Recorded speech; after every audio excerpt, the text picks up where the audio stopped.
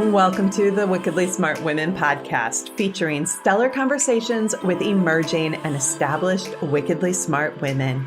Thanks for joining us today as we celebrate women who are committed, care deeply, and have the courage to take action and create conscious change all around the world. Now here's your wickedly smart host, Anjel B. Hartwell.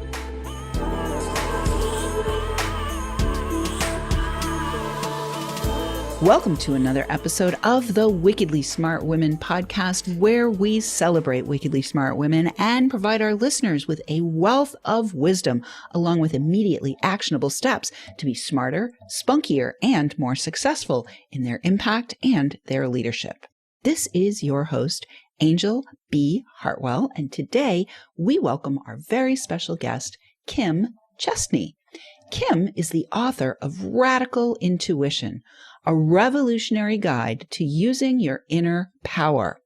A globally recognized innovation leader and the founder of Intuition Lab, her work has been featured or supported by leading-edge organizations including South by Southwest Interactive, Carnegie Mellon University, Comcast, and Hewlett-Packard.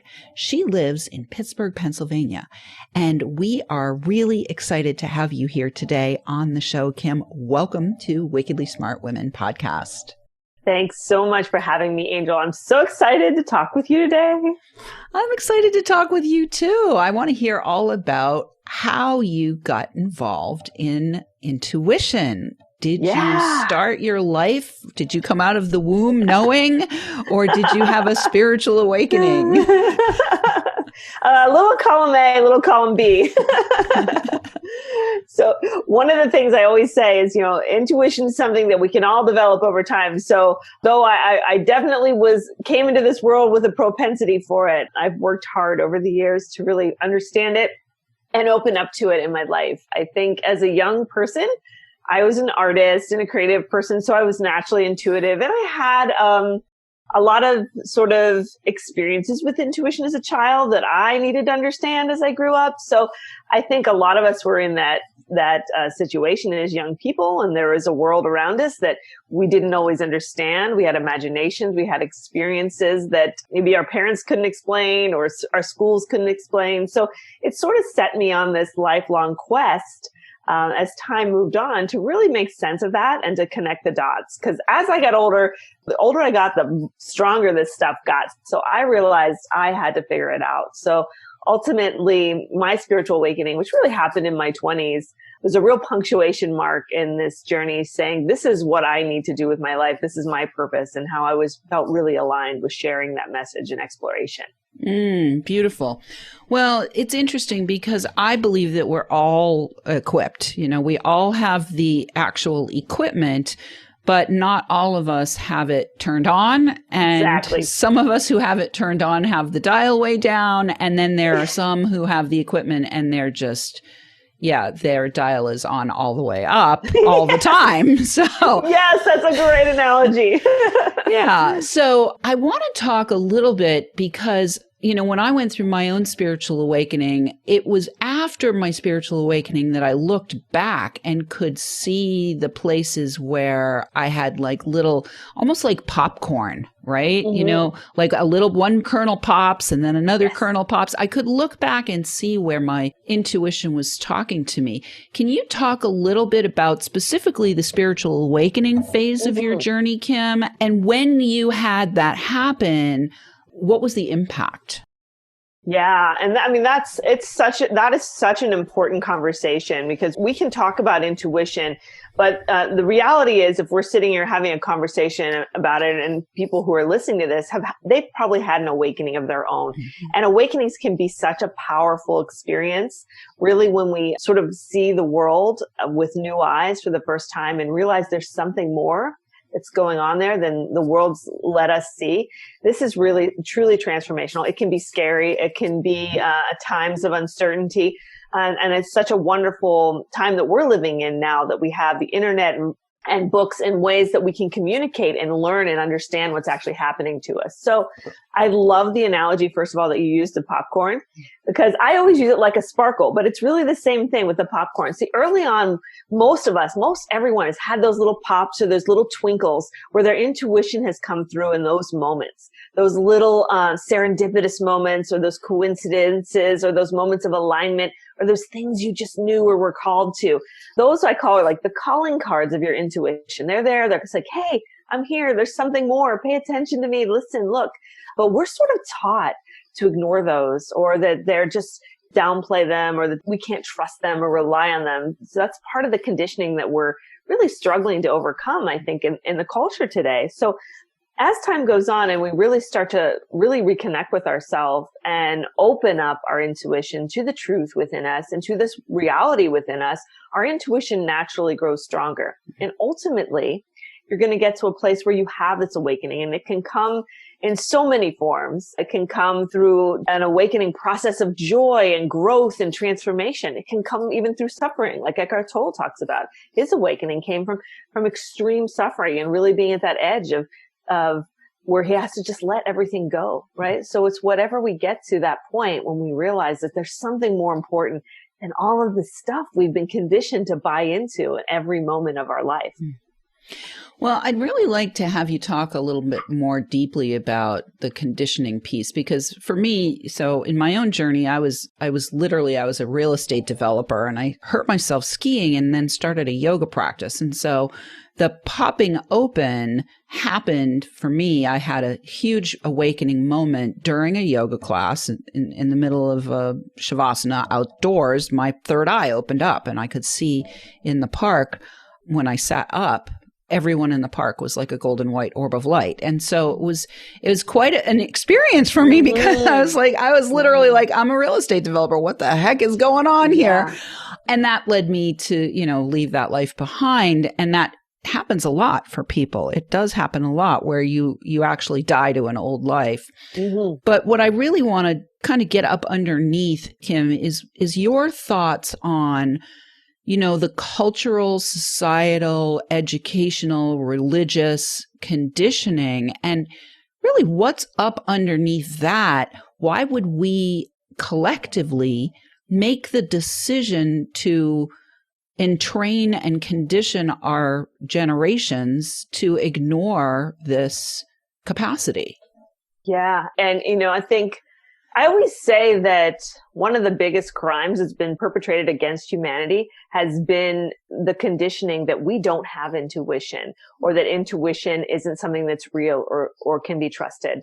And, I talk about this a lot because it really is a crime that we have, like you said, all of this equipment, all this potential. But really, if you look back over our lives, at least in our lifetime, it's changing a little now. The dynamic and the tide is changing. But back then, we were taught that side of the brain was, art and music. That's something for, those creative people, but we're not sure the right brain. But we're all like, learn your formulas, learn this, go to school, be really smart, learn to develop this one whole side of your thinking, when we really forgot about this other part of our thinking process and this capacity within us. So from a very early age, I think we're conditioned not to see that way of learning and understanding the world as equal with the sort of rational, linear way of seeing the world. Even like I was talking just today about people who are left-handed and right-handed. Even think about in generations before us, people who were left-handed. They were encouraged not to be left-handed. They actually would take it out of their hand and teach them to write with their right hand, to keep that sort of side of your brain as your dominant brain, because we know how much power is in that. There's so much there. There's so much power in our intuitive side of our minds. So maybe that's an area that, we were cautioned away from on some level for whatever reason, because it's easier for us to really live these lives in accordance to the infrastructure when we're following what everybody else is doing, when we're going to the same schools that everyone else is doing, when we're learning to think with this one side of our brain. So right now, we're really getting to this point in time. And I talk about the intuition revolution a lot that's happening right now. And it's sort of like we've got to a point where like enough is enough. It's time to rebalance. It's time to reckon these two sides of our minds and our ways of thinking and look at them as complementary, not as oppositional. right? So we want to be really smart. It's so important that we have modern medicine and all of the wonderful comforts of living in a modern society and everything that comes with that. But at the same time, we want to complement that with this deep inner knowing and reserve and connection that we have to life itself that's been sort of strangled out of us for generations. So this moment, so much is happening. It's happening socially, it's happening economically, it's happening spiritually on so many levels. This inner reconnection with this intuitive side of our mind is rebalancing and bringing real change.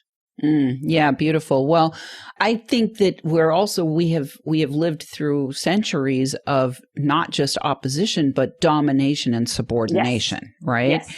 And so I want to talk a little bit about the idea of we are in a turning point. I like to call it, we're at the dawning of the creative age. Yes. And the conditioning, the way I see it, a lot of the domination of the mental, rational side emerged out of the Industrial Revolution and the Industrial Age, but we are actually post-industrial and approaching post-information age now and really at this dawning of the creative age. So what's interesting to me is so many of us have been suppressed, repressed, depressed in our active acquisition of information and awareness from our intuitive side. What do you have that you offer people to help them to dismantle the conditioning and begin to not only exercise what's their birthright, their natural capacities, but to also begin to actually trust those natural capacities?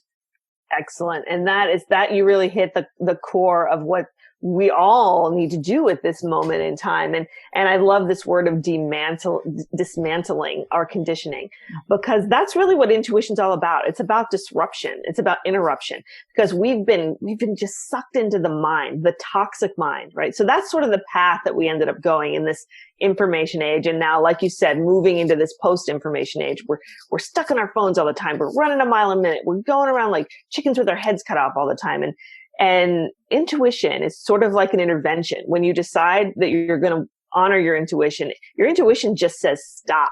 It says stop, slow down, back up, right? Pull back from the world. The problem is we're too engaged in the world. We're too out there and immersed in the outside world. And we've forgotten about this interconnection. So our intuition, the first thing it calls us to do when we're really ready to make this shift is to slow down and make more space and stillness in our life. Because stillness is the place where your intuition can speak. And it's those empty spaces between our thoughts where our intuitive prescience and insight can come through. So it's so important. Mindfulness is so important. All of the things that have been happening in recent generations and decades with the mindfulness movement is such a great precursor for this insight age or creative age or intuition age, whatever word you want to use for it. Really calming the mind, pulling back from that hamster wheel of thinking has been really laying the groundwork for us to move into a place where now we can start living insightfully. Instead of running around trying to figure out the solutions to everything with our linear little minds, we can open up and just receive the insights and the guidance from that place of knowing, from that place of connection that really just makes things much easier. And it's really our connection to genius. It's the step above. We talk about the intellect and how important that is. Well, intuition is our connection to that genius that's going to take us to the next level and take us beyond. Beautiful. Living insightfully, and our intuition is our connection to our genius. Those are some pearls of wisdom right there, Kim. We are already at the break. We're going to take a short break. And right now, Wickedly Smart Women, we need your help. If you're enjoying this show and want us to stay on the air, please consider making a donation at www.wickedlysmartwomen.com. We'd also like to ask you to share the show with your lovely lady friends who you think might benefit from our content. if you do go to wickedlysmartwomen.com, there is also a place now on the site where you can sign up to become a member of our community. We are going to be building out the Wickedly Smart Women community in the years and months ahead. And signing up will also get you access to the link for our store. So I definitely encourage you to go to the website, www.wickedlysmartwomen.com, and get yourself on our list and share the show with your lovely lady friends as well. I do want to say a big thank you today to all of our listeners who are downloading, rating, and reviewing. We are welcoming thousands of downloads from all over the world. We are now up to 53 countries, and we want to welcome today and shout out to our listeners in Albania, Slovenia, and Portugal. Those are our 3 spots today where we're shouting out to our listeners, and we will be right back with Kim Chestney.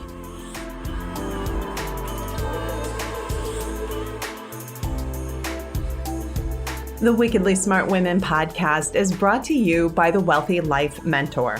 Women, are you on the edge knowing that life is calling you to make a change? Are you ready to be part of the evolution of what it means to be a wickedly smart woman, creating your wealthy life by design? A life that is an extraordinary work of art. Anjel B. Hartwell, the Wealthy Life Mentor, is hired by women in transition. Women just like you who want to break through to their brilliance, become clear on the value of their wisdom, and embody a beauty-filled, balanced life of shameless self-expression. Discover your wealthy life readiness by taking the quiz at quiz.wealthylifementor.com.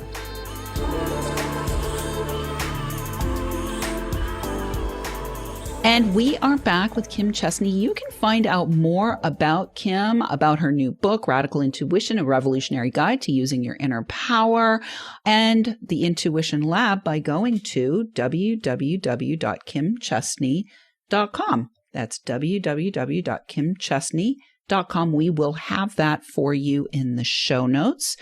And Kim, before we took the break, we were talking about the conditioning, and you said at the end of our segment there about living insightfully. And I really loved that phrase. I think that's a really powerful phrase, living insightfully. But the other piece that you were bringing to the table was the importance of slowing down and giving space and making space for listening and all of the practices that are actually necessary to begin the dismantling. And from the way you were expressing it, what I was seeing was not even dismantling the conditioning so much, but literally like opting out of the conditioning to be on that hamster wheel, to be running at 20,000 miles an hour and being sucked into our phones and all of those places where the information that we're getting from the outside world is taking up so much space that there's no room for our intuition to get through to us. Is that what I was hearing? Absolutely. Absolutely. That's the first step is that white space. That creating that white space in your life is so important. Even if you have to just put something on the calendar every day to remind yourself to spend some time with yourself, spend some time in stillness. Just take a moment. Whether you go for a walk, go for a run, take a long shower. It's in those moments, if you've noticed, those are the ones when you get those bright ideas, right? How many great ideas have you gotten on the drive to work back when we used to drive to work or in the shower? It's because those are the moments when your mind's open and you can actually receive this stuff. Beautiful. Well, the other thing that I want to just presence, because we are women here, right? And it is Wickedly Smart Women. The show is Wickedly Smart Women.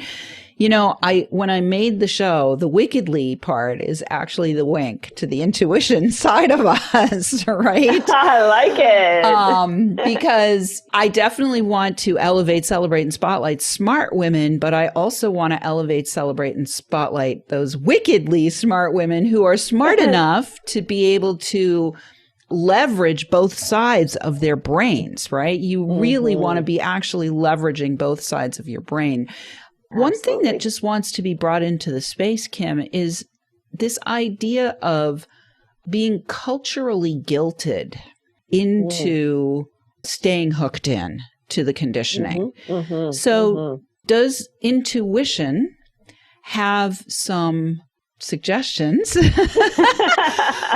the dismantling of the guilt, right? Because, you know, you mentioned, taking a nice long shower, going out for a run. And I think women in particular have been held to this immense expectation that we're going to, as this Anjel commercial when I was younger used to say, bring home the bacon, fry it up in the pan, and never let him forget he's a man. And don't forget you've got the kids and, you know, you're all the other things going on. So can you talk a little bit about how a woman, a wickedly smart woman, can not only dismantle the conditioning and access her insight, but dismantle any guilt about doing so? Right. Absolutely. And I think as women, that in the modern age, that is a really common question and something that we really need to pay attention to, because, you know, I talk about intuition as really living your truth and being authentic. And so, you know, these are phrases that you hear thrown around here and there, but ultimately what we're saying is when we're living true to ourselves, we're living true to our intuition and the truth within us instead of the truth or non-truth outside of us. So this is the thing, you know, we have all these people around us. We have families, you know, we have coworkers, we have dreams and aspirations and all this stuff in the world. So it's so important that as part of this slowing down process and this reconnection process, that we start to look within and say, what makes us happy? What makes us fulfilled? What is our unique purpose, right? Nobody in the world can tell you what your purpose is. You and only you and your intuition know, because it's written on your heart. It guides you. It inspires you. You're probably really passionate about it, even if you're not conscious of it. All of that is within you, and reconnecting with that energy really needs to be at the top of that sort of hierarchy of needs. Because when you get that right and you start to live this truth and you are the person that you know you're meant to be, then all of these other things start to fall in place. Instead of, you know, we're putting all these other things above it and putting ourselves last. And that's how we get mixed up. That's part of the whole mix up in this whole process. You know, we've been taught to think the wrong way. We've been conditioned to put everything else before the one true thing that matters most, which is our connection, and not an ego connection, not a selfish connection, because there really is a difference. It's not like we're being selfish. We're being true, and we're being, you know, we're opening space for us to be ourselves so that we can be our best selves for other people. Yeah. When you were speaking there, what I was getting was we've inverted the pyramid and it's time to flip it. It's time to really flip it. So I'm really curious, Kim, because you are clearly a very successful, wickedly smart woman, in terms of how you have managed to actually bring the good news, shall we say, into some very major spaces and places where, you know, in the past, the soft skills of intuition were, you know, kind of poo-pooed. And so I would love to hear you share with our listeners, because obviously you have created a business out of what you are a proponent of, which is using your intuition. I'd love to hear a little bit about your business journey for our listeners who might be kind of having that calling themselves as well. Yeah. I love telling these stories. So I was kind of like I kind of came in through the back door. I was like an intuition ninja. They didn't see me coming, you know? So I wrote my first book, and it was 2004, a bajillion years ago. I wrote my first book on intuition, which really just fell in my lap. And it was totally intuition that even made it happen. But as that book came out, I was also at the beginning of my career in technology. So I've worked for the last 20 years in the tech sector, working with some of the biggest technology companies and organizations, leading edge people in the world. So at the time, it seemed very fragmented. It didn't seem like the two sides of my brain were ever going to connect. You know, I had these two sides here and I was like, why? There has to be a meeting place. And so I held on. And sure enough, fast forward, I'm sitting in a strategic planning meeting with a really cool company and some really super smart people with lots of PhDs. And all of a sudden, the conversation switches to intuition. And they're talking about intuition and how intuition is so important in in the products they're developing and how they're developing and how people are going to use it and how it's this new holy grail that people are finally realizing that, you know, and even in terms of creativity, right? You know, the MFA is the new MBA, and we're talking about these artists who are out there leading companies based on the sheer disruptive energy that naturally flows through them. So all of this stuff starts happening. And of course, for me, I was like, all the lights are going off. I'm like, finally I see the world getting closer together and closer together. And ultimately, I started, I worked for a company where I started an incubator. I supported creative technology companies that were working at the space of innovation. And innovation and creativity are so deeply intuitive, right? And most people don't realize that. And that's why with this book, Radical Intuition, I really wanted to help people understand this whole spectrum of intuition, that it is this softer side of us. It is this spiritual side of us, but all of that applies to life, right? And that's the most important part. We want to connect with our intuition, but the most important part of it is once we do that, we follow it and bring it into the world.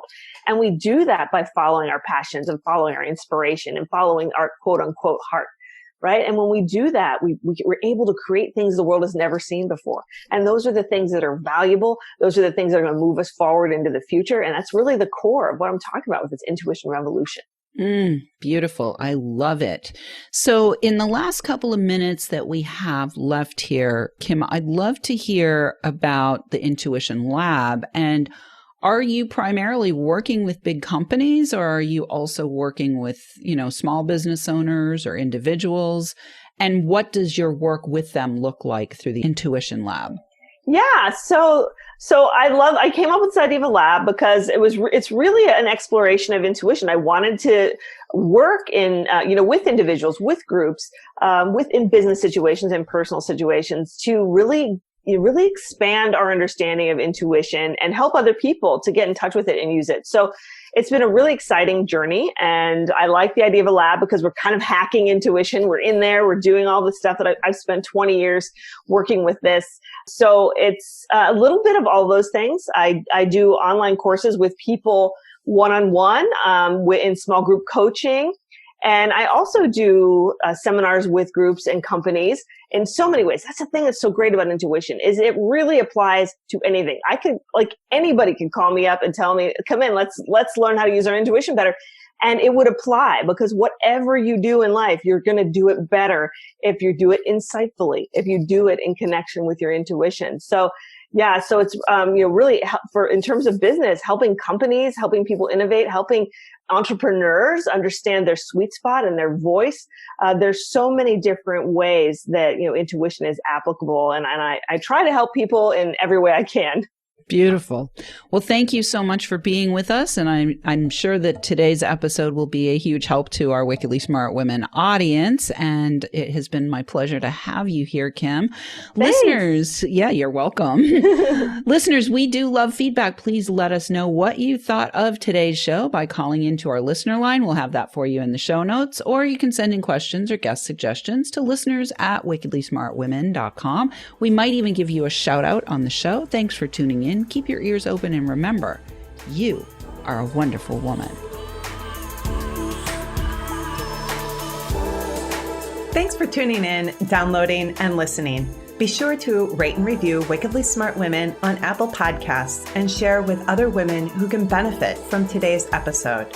Wickedly Smart Women is the premier podcast series for informing, activating, and inspiring the leader who carries profound wisdom and knows that now is the time to welcome wealth. We welcome your feedback and guest suggestions and invite you to subscribe to our mailing list to be notified of each new episode at wickedlysmartwomen.com.